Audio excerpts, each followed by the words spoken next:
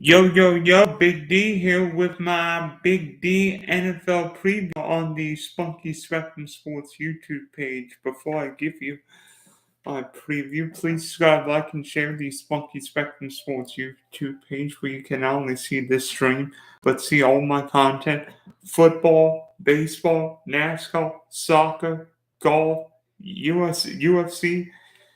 Oh, yeah. Also, check out the Big D podcast for your audio listeners on Spotify and Apple.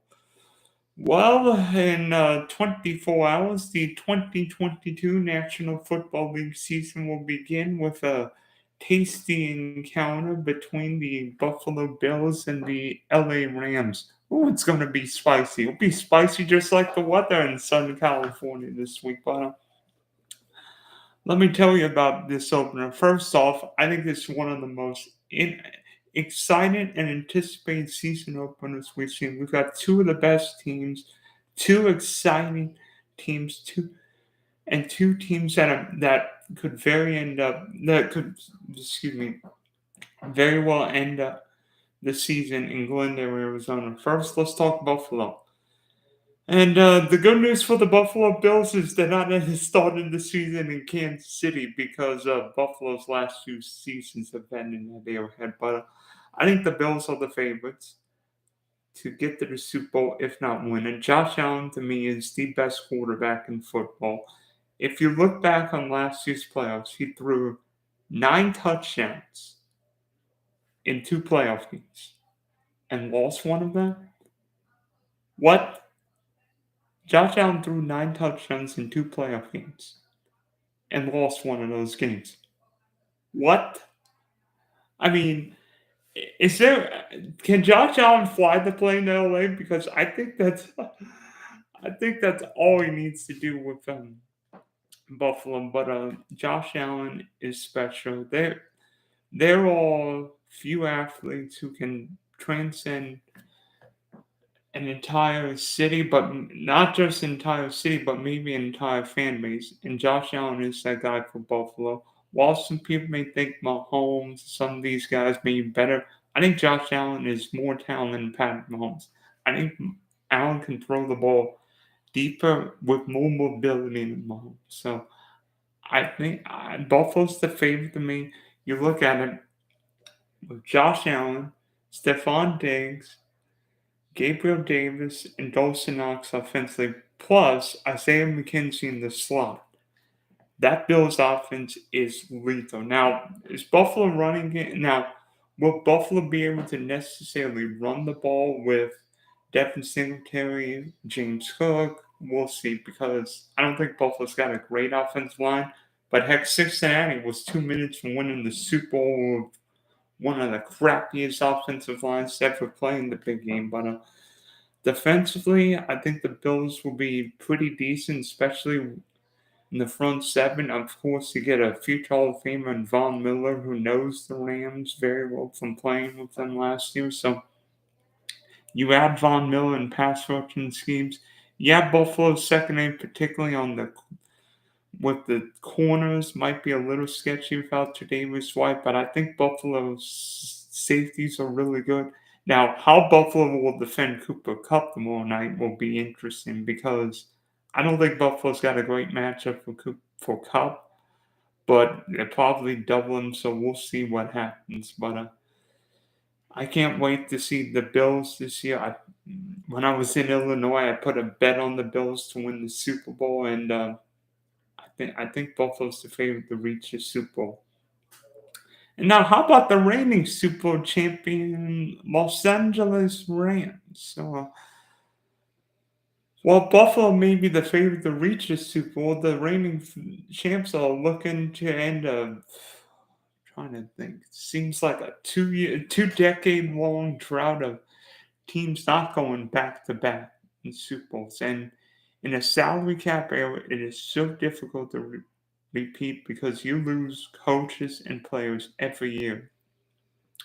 And with the Rams, seemingly defensive coordinators go out the door. I mean, Kevin O'Connell, who was the Rams offensive coordinator last year is now the Minnesota head coach, and I'll talk about Minnesota in a little bit. But it doesn't matter who Sean McVay loses, the Rams are usually really good.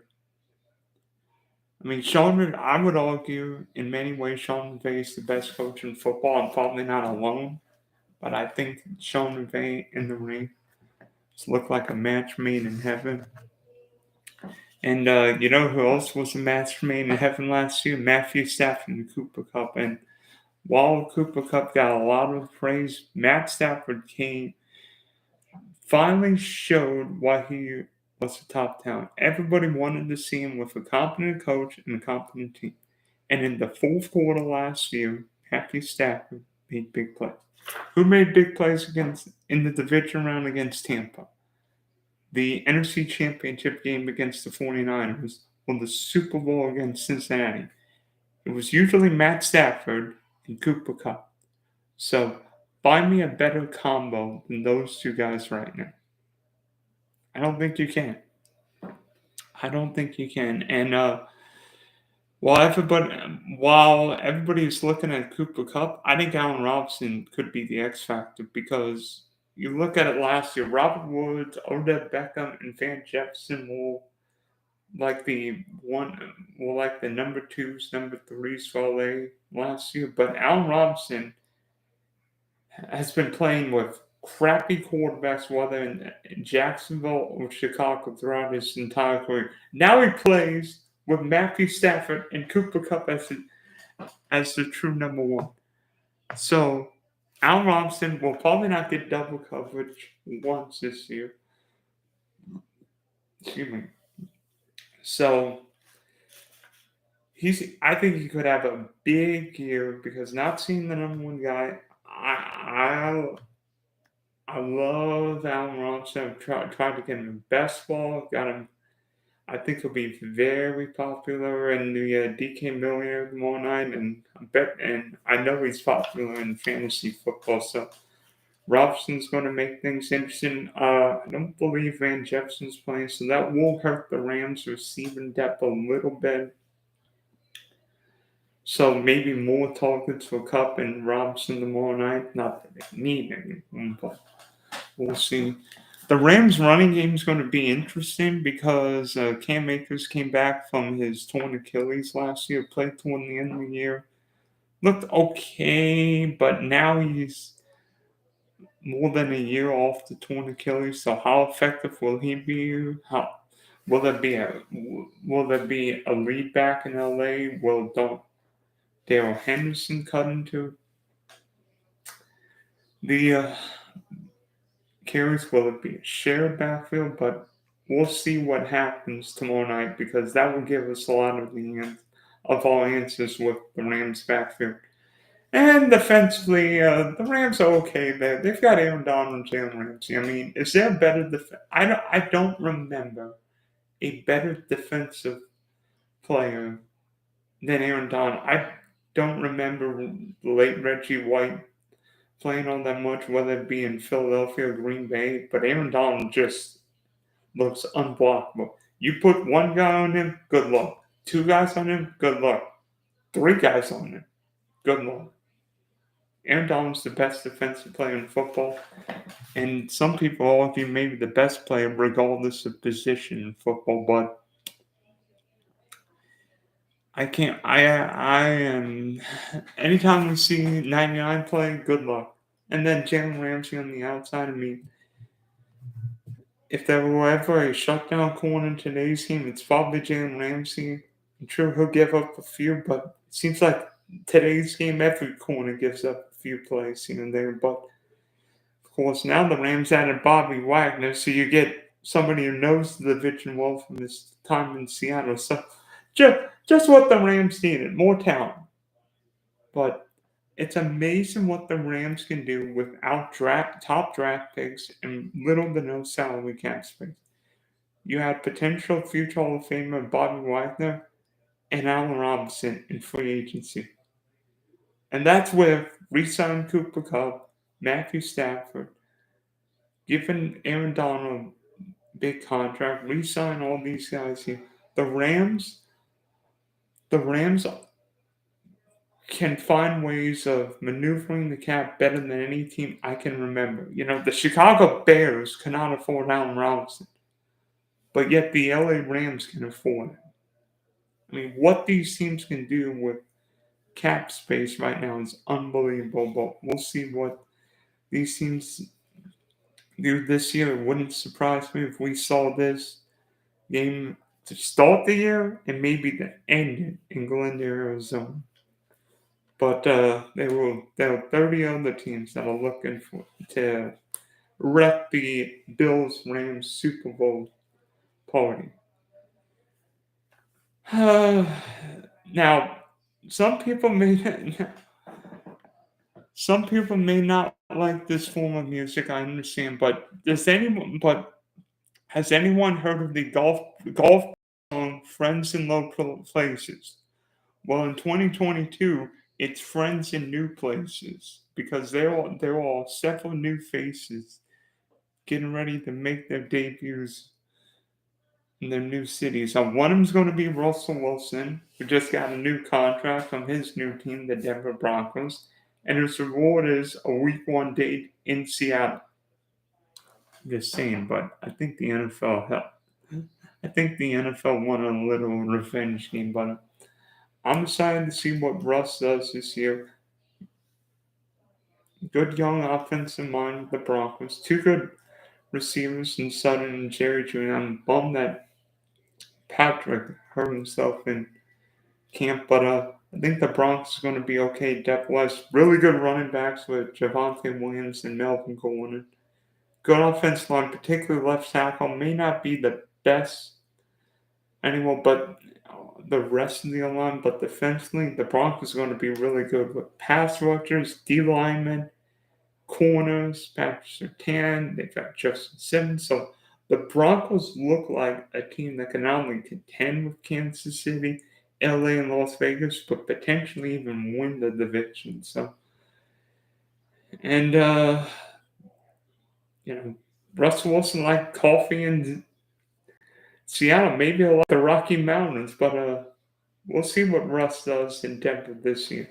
It's going to be odd seeing him in orange instead of blue and green. But speaking of blue and green, he might not be wearing blue and green. Might not be wearing red and yellow anymore. But Tyreek Hill looks interesting in teal, if you ask me. But I think Cheetah's going to have a very nice impact for the Dolphins this year. Obviously, the quarterback change from Pat Mahomes to Tua will be interesting. But Tua liked to throw the deep ball when he was at Alabama. You've got Cheetah on one side, Jalen Waddle, Cedric Wilson, and Micah Gesicki. So the Dolphins have got plenty of pass receivers. And even though the Dolphins coach Mike McDaniel wants to run the ball, you can't just run the ball with Tyreek Hill and Jalen Waddle, because if you run the ball 35 times a game, that means your two fastest players are more decoys. So I think Miami will throw the ball some. It may not be what Kansas City does, but when you've got Cheetah and Jalen Waddle, I think Miami's going to have two excellent speedsters. I think Miami could win the NFL 4x100 yard or 4x100 meter race. But I don't know if Cheetah will be top 5 receiver, but he could be definitely a top 10, even with two under center. Now, here's an interesting one. Does anyone know how many targets Davante Adams racked up in his last, let's see, 1, 2, 3, 6 season with the Packers? He racked up 121, 117, 169, 127, 149, 169. Wow. And now he's in Las Vegas. So, yes, Davante Adams has probably been the best receiver the last 6 or 7 years. But he goes from Aaron Rodgers to his old college quarterback, Derek Carr. And while I think some people say Well, those two threw a ton of TDs back in 2013. Aaron Rodgers is a better quarterback than Derek Carr. So I don't know exactly how. I mean, we know that Adams is going to be a target monster this year, but you know, Vegas has got Hunter Renfrow and Darren Wallace. So is Davante Adams going to be a 10, 15 target guy again this year? Well, I don't know. I mean, there are a lot of mouths to feed in Las Vegas. So, but I think Las Vegas is going to throw the ball, and trust me, Davante Adams is going to be fine. I think he'll rack up a lot of yards, touchdowns, but it might. But will he ever be the top receiver, whether it be in NFL or fantasy, without Aaron Rodgers? And for Green Bay, I don't think Aaron Rodgers will ever be close to the Super Bowl without Davante Adams, because you take away probably the best receiver in football the past 5-6 years. Green Bay's not really didn't have a number two last year. You could argue Aaron Jones was Green Bay's second best receiving threat, because it seemed like watching the Packers in that divisional round loss against San Francisco, Aaron Rodgers only trusted Adams and Jones, and now he's got to replace the number one receiver threat, not just on the Packers, but maybe in the NFL. So Alan Lazard going to be that guy. Jones, AJ Dillon, Sammy Watkins, Christian Watson, maybe Romeo Dobbs. But I don't think Green Bay's offense going to be the same. And yeah, Aaron Rodgers won 2 straight, but is he going to win it this year? No.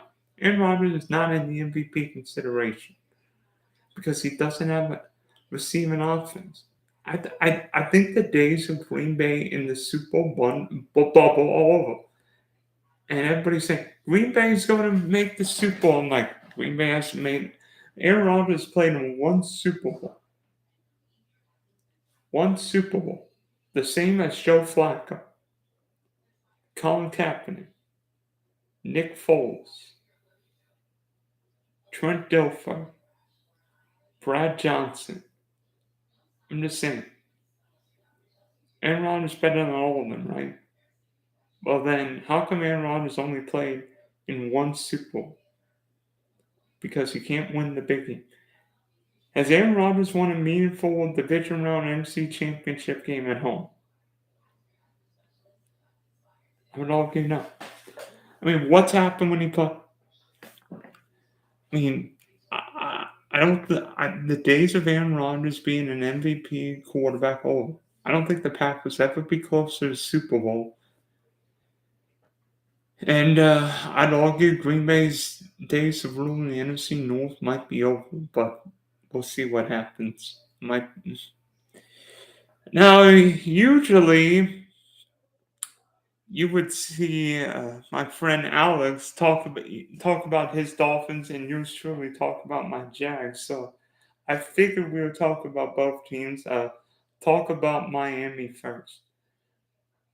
Talk a little bit about Tyreek. I am intrigued by Miami this year. I think the Dolphins have got a very good chance of being a playoff team. Yeah, Buffalo looks like the best team, the NFL's best team. But I think Miami's a really good team because the Dolphins went all in on Tua, adding Tyreek Hill, adding Olsen from New Orleans, adding Connor Williams from the Cowboys, keeping Mike Gesicki.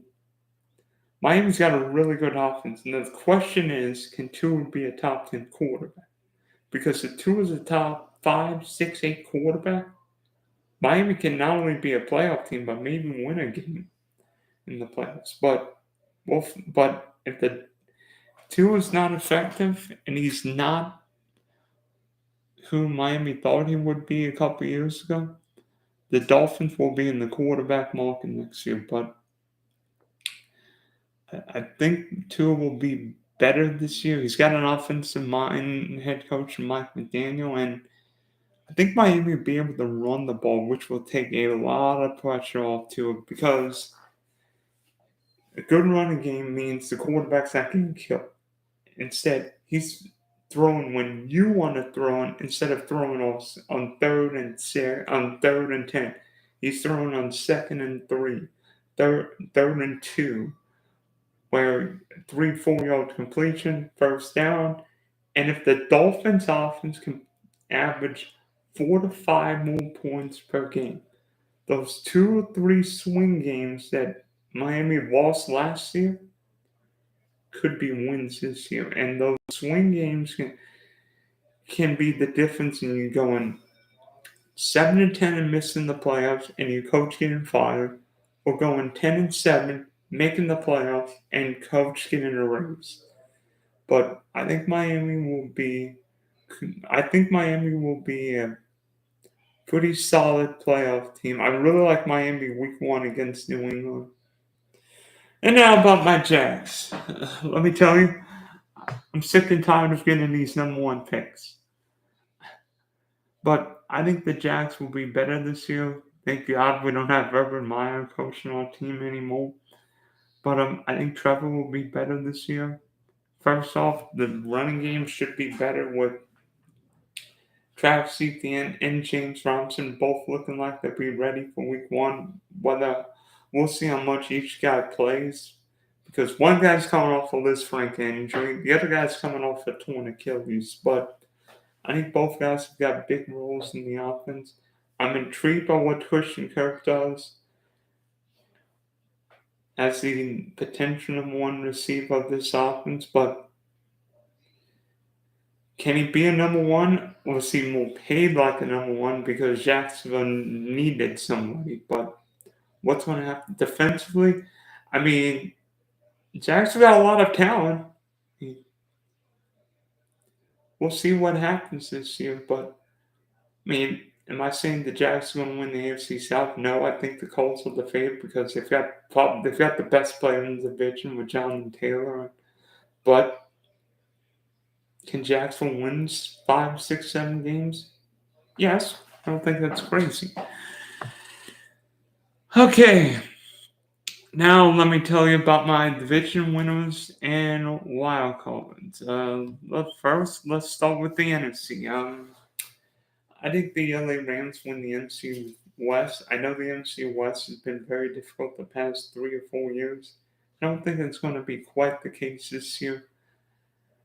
I still think San Francisco got a lot of talent. I'm intrigued by Kyler in Arizona, but the Rams still look good. McVay, Stafford, Cobb, Donald, Ramsey. I think the Rams have got too much talent. Plus, Sean McVay's going to keep those guys hungry. NFC East, I like Philadelphia. I know it might be a gross division. It felt pretty awful watching that division last year, but I think the Eagles look like the best team.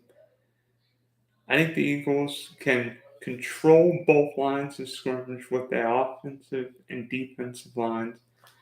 I don't know whether Jalen Hurts is more of a runner or a thrower. If Jalen Hurts can be more of a throwing quarterback than more of a dual threat quarterback this year, I think the Eagles could be pretty dangerous. I know people saying, what about the Cowboys? Listen, Cowboys lost Amari Cooper, Cedric Wilson, and Lionel Collins. The Eagles added A.J. Brown. I think the Eagles got a better receiving core, probably better offensive line. Yeah, you could argue Zeke may be better than Miles Sanders and the 15 other backs the Eagles employed, but Philly's the best team in that division, and I'm not sure it's close.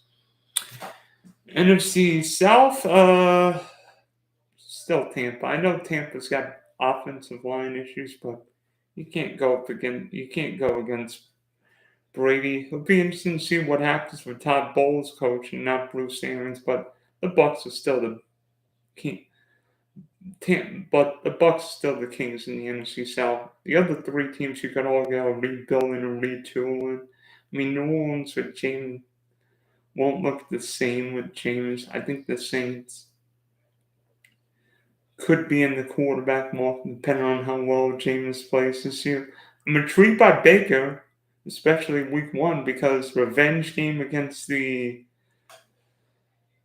Cleveland Browns, but we'll see that. And then Atlanta's in the number one pick sweepstakes. So it's Tampa's division.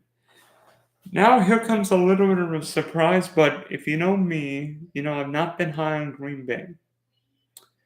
I think the Minnesota Vikings not only win the division, but are a threat to make the Super Bowl.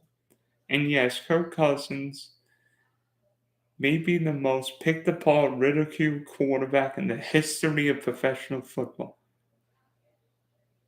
But he's a really good quarterback. And you remember when I said Kevin O'Connell? I think Kevin O'Connell, being an offensive mind head coach, and both of them being familiar with each other will help. Because Mike Zimmer seemed more like an old school, stubborn defensive minded coach who didn't believe in Kirk Cousins. I believe Kevin O'Connell will give Cousins more of the offense. I expect Minnesota to be one of the highest scoring teams in football this year. Let's see. Justin Jefferson, top 3 or 4 receiver in football. Adam Thielen, great, reliable security blanket. Irv Smith's an emerging young tight end, and Dalvin Cook's one of the top 4 or 5 running backs in football. I think Minnesota's got a better offense. Yeah, Aaron Rodgers is better than Kirk Cousins, but Justin Jefferson and Adam Thielen better than anybody in Green Bay's receiving core. I mean, the Bears don't have a lot of talent outside Darnell Mooney and Cole Kmet, and the Lions need a quarterback. So I think it's Minnesota's division. I think the Vikings beat Green Bay week one and control the NFC. Okay, AFC. In what may be the toughest quarterback division I've ever seen, I believe the NFC wildcard teams will be the 49ers, Cardinals, and Packers. I'm intrigued by what happens with Trey Lance this year, but Sam Francisco's got too much talent to miss the playoffs. I think Kyler Murray's special. And despite yours truly liking the Vikings more, I'm not leaving Aaron Rodgers out of the playoffs. I'm not that crazy. I'm only half crazy. But under the AFC, I think the Denver Broncos have got the best collection of talent around Russell Wilson. I think they've got 2 excellent running backs, 2 good receivers, probably the best defense in that division, and an easier full-place schedule, meaning they don't have to play all the difficult teams. They play the NFC West, the AFC South, but then you look at the other games, I believe they would play the fourth place team in the AFC East and NFC South. And AFC North. Plus, they would play the last place team in the NFC South. So, I think the Broncos are more capable of winning the division. Yes, I know what Andy Reid and Pat Mahomes can do, but I think Denver's better defensively. I'm worried about Kansas City, not without Tyreek Hill, because we've seen the Chiefs without Cheetah. But Kansas City defense wasn't that great anyway, and I'm not sure it's any better now. And the Chargers find a way to lose 2 or 3 games they've got no business of losing. I mean, the Chargers special teams unit may as well just stay on the side. Just keep Justin Herbert out there. Just keep Justin Herbert out there on 4th and 1. The Chargers don't need to be kicking any field goals this year. You'd be better off letting Herbert make a play and get a first down. Just keep the defense and special teams off the field. And then I almost feel a little bad for the Raiders because this might be the most talented full-place team we've seen in a long time, but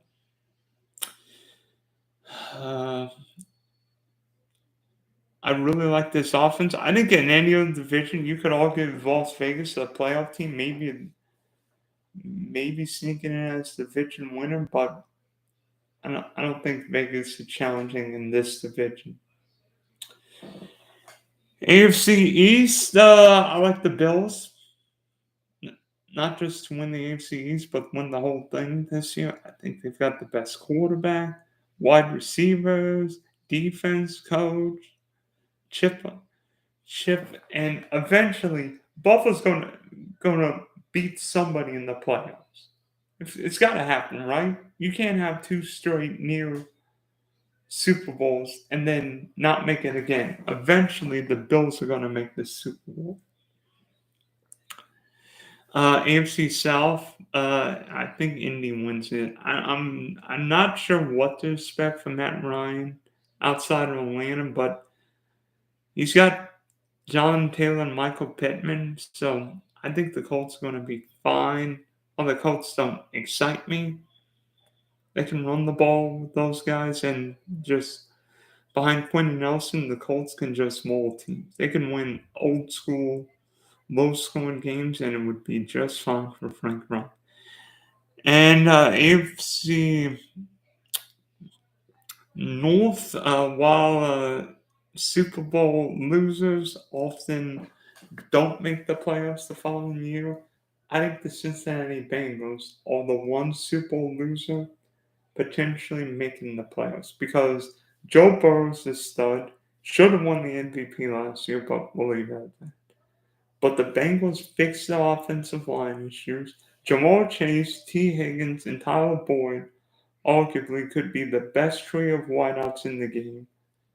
And while Cincinnati's defense may not wow you, I think the Bengals have got enough, particularly with the other teams all having issues. Like, I don't know about Baltimore's wide receivers outside of Bateman and Mark Andrews. Lord knows what the Steelers are going to do this year, whether Mitchell Trubisky or Kenny Pickett will start.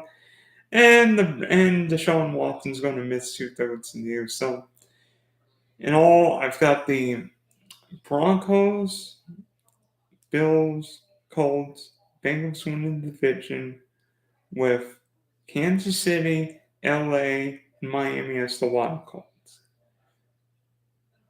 You know, it is weird that that I don't have New England in the playoffs this year, but I don't think New England had a great draft or great offseason. New England doesn't have any dynamic players. I think I know Miami and Buffalo better. I think the weird offensive defensive coordinator just will not go well this year. And I think New England stays to win the AFC East. So I think it's Buffalo's division.